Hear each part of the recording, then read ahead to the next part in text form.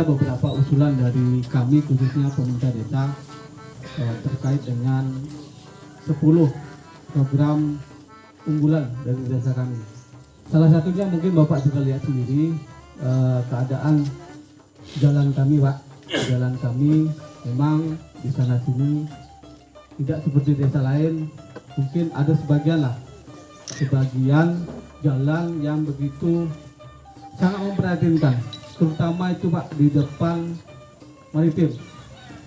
Harapan kami bukan hanya di depan Maritim, Pak, dan alhamdulillah berkat bantuan Bapak juga kemarin kami juga sudah kedatangan tim survei dari PU terkait dengan jalan yang ada di Maritim. Insya Allah kalau tidak ada halangan bulan September itu akan dilaksanakan burda sepanjang 300 meter dari jembatan Maritim sampai ke Masjid Jamiatul Muqasim.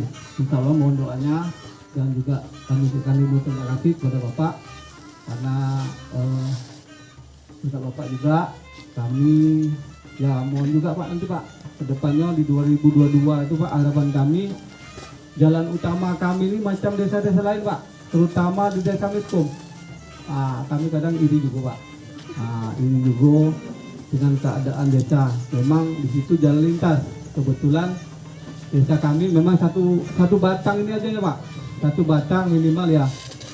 Kami berharap dengan tangan dingin Bapak dan Bapak yang Bapak akan minta ke dinas terkait dapat segera dilaksanakan. Begitu juga dengan yang paling utama nih Pak. Yang paling utama yaitu penambahan batu pemecah gelombang. Karena di setiap rapat, di setiap kesempatan ketika ada agenda-agenda terkait dengan permasalahan di Kabupaten Bengkalis, saya khususnya sudah juga selalu menyampaikan. Kemarin terakhir kami rapat bersama dengan tim inovasi desa yaitu Poltek Negeri Bengkalis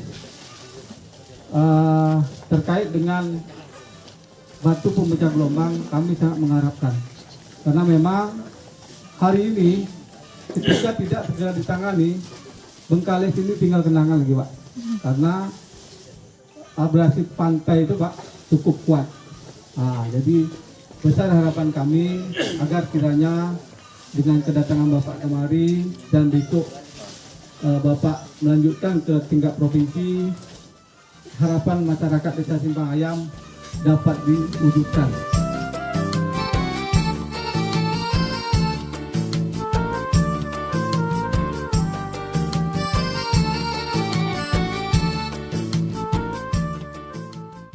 Dan kemarin disampaikan bahkan dilanjutkan dengan pertemuan lanjutan Ketua BPD dan Kepala Desa kita ini di rumah dinas kami. Ada 2-3 kali kami diskusi yang pada intinya aspirasi-aspirasi yang disampaikan itu intinya semuanya adalah bagaimana masyarakat kita bisa sejahtera, masyarakat kita bisa mendapatkan akses pembangunan dari pemerintah daerah Kabupaten Bengkalis. Dari sekian banyak diskusi itu tentunya prioritas utama yang disampaikan oleh Pak Kades dan Ketua BPD kepada kami adalah bagaimana akses jalan protokol ini, ya, akses jalan utama kita di Desa Simpang ini bisa dibangun. Ini gitu. Saya secara pribadi Pak salut Pak dengan Pak Kades kita ini. Beliau menyampaikan bahwa adalah sebuah harapan besar beliau ini bagaimana masyarakat kita ini mendapatkan pelayanan terbaik. Tapi dalam beberapa tahun terakhir ini memang kebetulan ini belum bisa diwujudkan. Nah maka saya punya harapan, saya juga sama punya mimpi sama Pak Kades dan Ketua BPD bagaimana isi bisa diwujudkan. Maka kemarin saya langsung menghubungi Kadis PU bahwa kalaupun belum di rigid atau belum dilakukan hot mix di jalan poros ini, minimal langkah jangka pendeknya adalah kita minta untuk diburda lah dulu. Nah, tapi alhamdulillah kemarin saya ditelepon oleh Pak Kades bahwa tim survei dari PUPR sudah hadir dan katanya insya Allah prioritas utama ada di depan maritim, SMK Maritim. Jadi insya Allah ini akan dibangun nanti Buddha atau semi hot mic lah. Kalau Buddha ini lumayan bagus Bu, tapi sepanjang 300 meter. Nah selanjutnya tentunya menjawab apa yang disampaikan oleh Pak Kades kita tadi.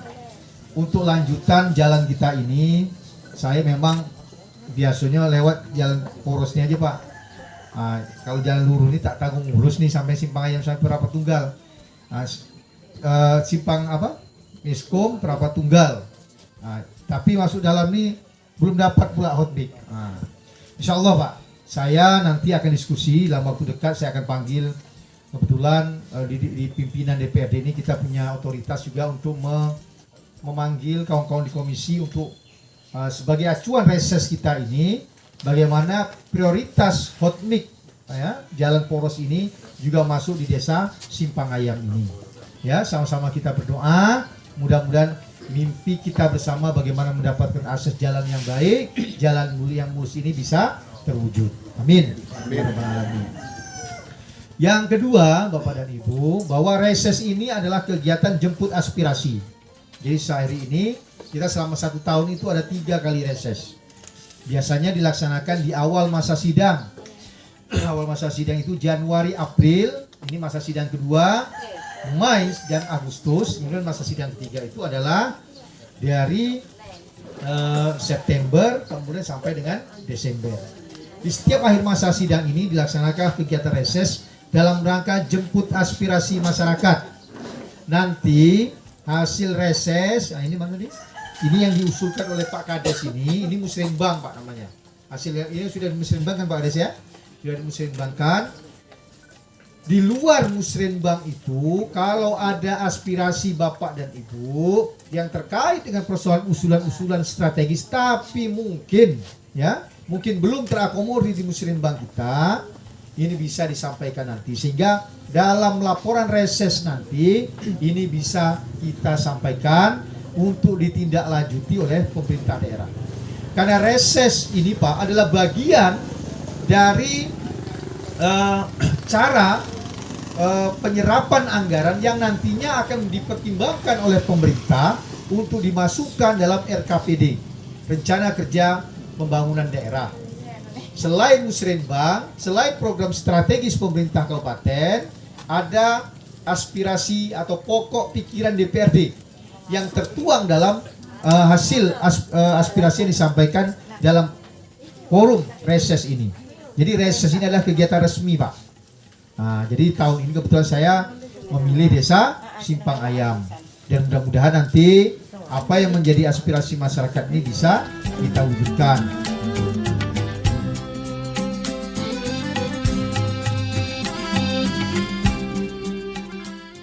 Itu Pak, depannya tak berpago semak.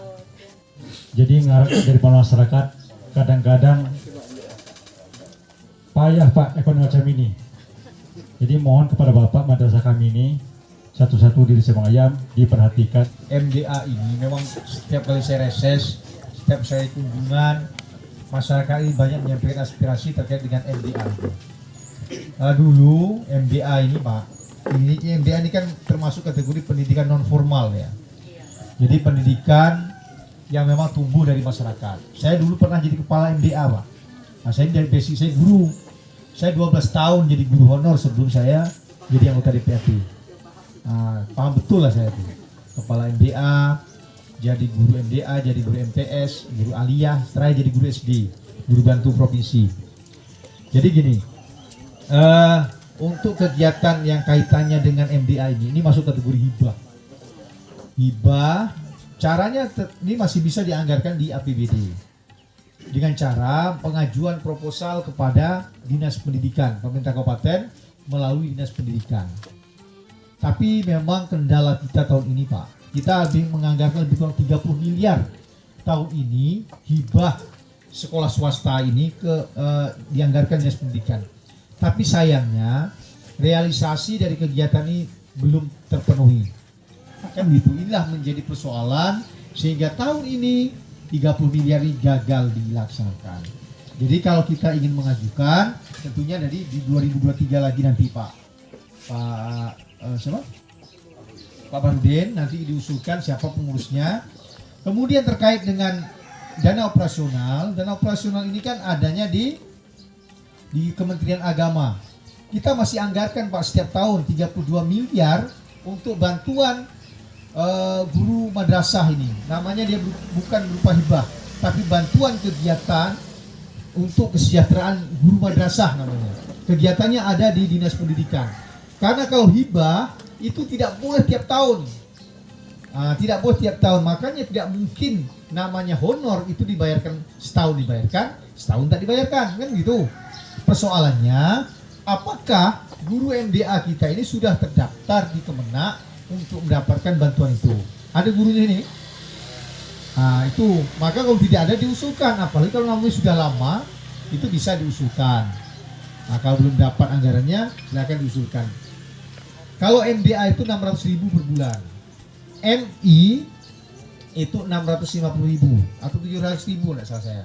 Kemudian MTS 800.000, aliyah 900.000 per bulan. Totalnya lebih kurang 3.000 lebih honorer guru madrasah yang lebih besar jumlahnya Pak. Setahun 32 miliar. Perhatian pemerintah daerah kepada sekolah-sekolah agama ini sudah cukup besar. Tapi masalah hibah bantuan fisik inilah yang kadang-kadang menjadi kendala. Kadang-kadang desa juga hari ini agak sedikit khawatir kalau menganggarkan masalah sekolah ini, ya gitu Pak Desa. Karena tidak ada aturan yang jelas membunyikan untuk kita bisa membangun bantuan sekolah. Sehingga kadang-kadang di desa-desa ada keraguan untuk melaksanakan kegiatan tersebut. Namun ini tidak mengurangi makna. Saya sarankan silakan ajukan permohonannya Pak Kades, pengurusnya suruh buat proposal. Saya bantu nanti bagaimana mengawalnya. Saya masukkan proposal lain. Waktu itu kami ingin mengubah atap masjid yang dulunya rendah, tapi tidak pernah ada.